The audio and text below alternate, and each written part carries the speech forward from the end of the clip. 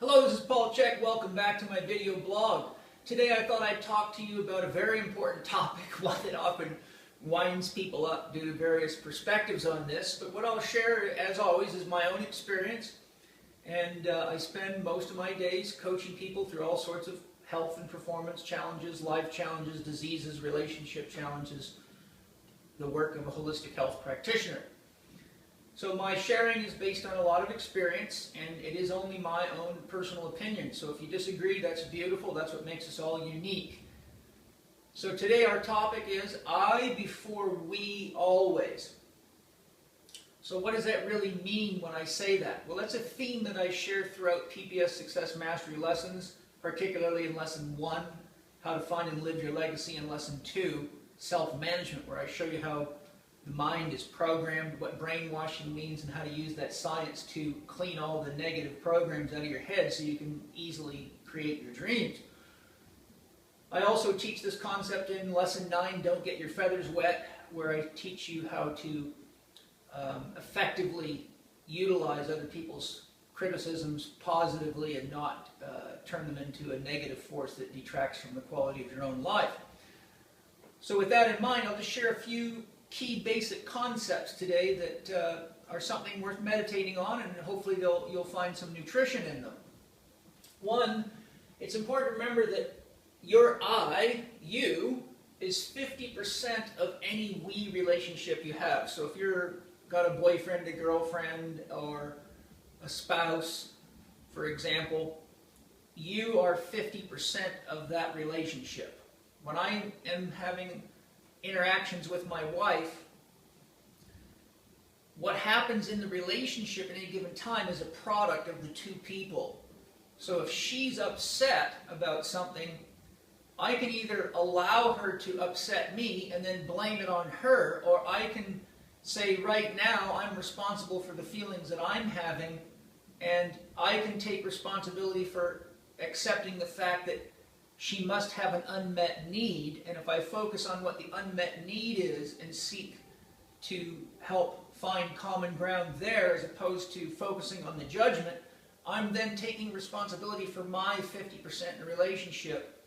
But if I'm insecure about myself, or I'm feeling like I need to defend myself, or I feel that somehow maybe she's right and instead of admitting it, I'm reacting to try to cover it up, then I'm not really taking responsibility for my 50% of the relationship.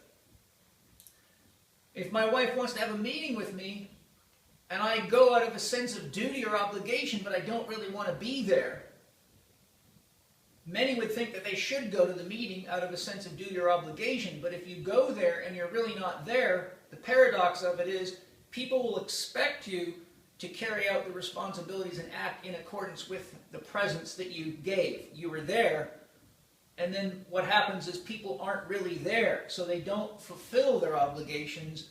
They nod their head, they sign contracts without reading them, and that leads to lots of problems. So as Arnold Patton says, it's wise to lie down and rest until the perceived need to act out of duty or obligation passes. Anything done out of a sense of duty or obligation is inappropriate. Any activity grounded in peacefulness and joyfulness is appropriate. Now many of you are going to say, well, how the hell do I do that? I got a job, I all this. Well, if you owned a business like I do, and someone called into the business and said, Paul, I really don't feel motivated to be at work today, I've had some personal stress, could I lay on the floor or relax until I feel like I can do my job effectively? I'd be far more likely to say yes than anything, because I know firsthand as a business owner what happens when people are on the job getting paid for being there when they're not there.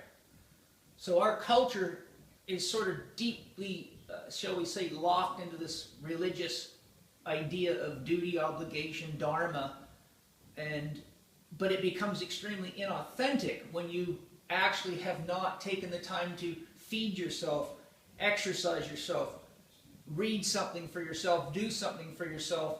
So then you go into relationships, into work, and you bleed more and more of yourself off, which leads to more and more of a sense of emptiness, which leads to more and more emotional charge, which usually leads to more and more projection of why your life is shitty onto other people. Oh, I'm doing this before you because I have to, or whatever the storyline is. And it can sound very, very convincing, but at the end of the day, that's exactly what produces disease. That's what makes bodies get old fast. That's what makes people get fat. That's what makes people need drugs and psychologists, because they're not really looking at the real problem. So to deal with the problem directly or avoid it altogether, remember that your I, your ego, yourself, is 100% of your own self-awareness.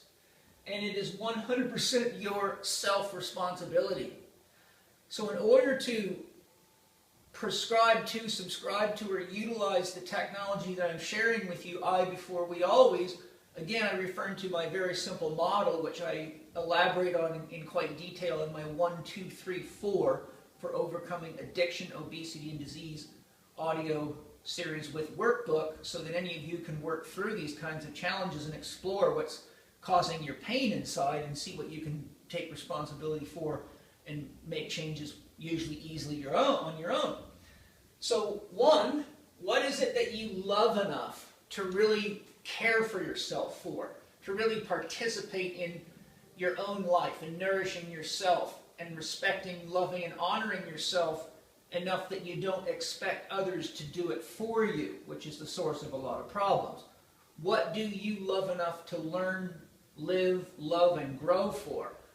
That should be the overarching motive by which you do the other things that are self-responsive and representative of a whole person. Next, where are you out of balance in living according with your dream? Are you involved in a bunch of relationship squabbles, petty he said, she said? Why did he get a bigger piece? How come he got promoted before me or she? Or, you know, kind of childlike behavior that happens in adult bodies very frequently. Once you know where you're out of balance, and you should always look at the categories of the 4 doctors, which is happiness, where am I out of balance with making decisions that are dream affirmative? Movement, where am I moving too much or too little at the mental, emotional, and physical level to be in harmony with my stated dream? Diet, go stand in the mirror and get your report card. Pay attention to how you feel, how you sleep, how you think, how you emote, and how creative you are or aren't. And those will give you your cues on whether your diet is working, not to mention, you know, just straight up looking at yourself naked in the mirror.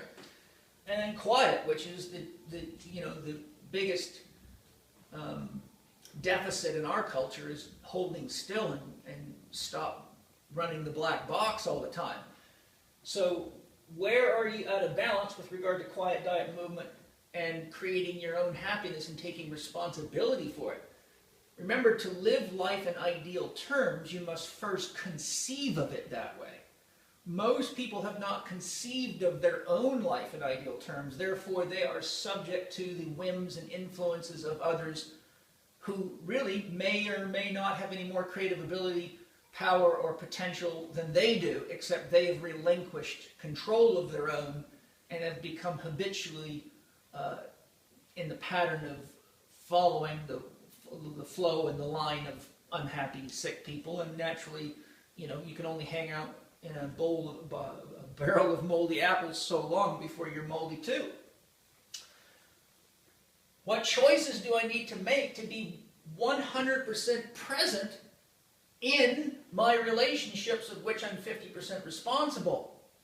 When I'm 100% present, I'm sure I heard what was said, and I'm sure that I'm more aware as to whether or not I was heard, whether there was eye contact, whether there was actual connection, right? So make effective choices, balance your 4 doctors. If you get up in the morning and you feed yourself the way you need to eat, you exercise the way you like to exercise, you have a spiritual practice uniquely your own, whether that be reading, writing, poetry, meditation, Tai Chi, Qigong, painting, petting your dog, watching your flowers grow, something uniquely just for you.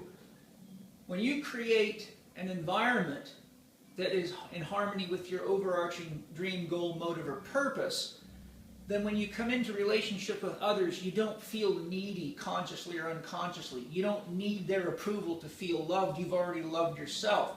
It's easier to hear legitimate, constructive criticism because you're in a state where you love yourself, you're nourished, your energy's balanced, your mind is balanced. Now you're able not only to determine whether or not it's legitimate criticism, but you're probably in a state where you can love that person and be patient enough with them to look for their unmet need that is behind their own criticisms. Most criticisms are usually sort of an off-angle way for someone to say, I'm in pain and I need your help. But if you're not fully present, and if you haven't loved yourself enough to be really present with that person, you're only going to mirror back your own projection onto them, and those two often clash, leading to relationship challenges that are unnecessary and largely emerge from two I's that are unprepared to be in a we relationship. So there's bilateral expectations, often unrealistic, and the pain is a gift to bring us into awareness of what it means to be truly human and what it means to be a spiritual person, which means to take responsibility for what you create moment to moment. Thanks for sharing with me today. I hope you enjoy practicing your I before we always. And of course, that's a cliche. I mean, there's a time when you sacrifice your I-ness out of legitimate love, and when you follow the principles that I've shared and those times arrive, you have the reserves to do it, and you can do it out of love, and that's when we're loving. So hope to share more with you real soon. Have a great weekend and lots of practice. See you soon.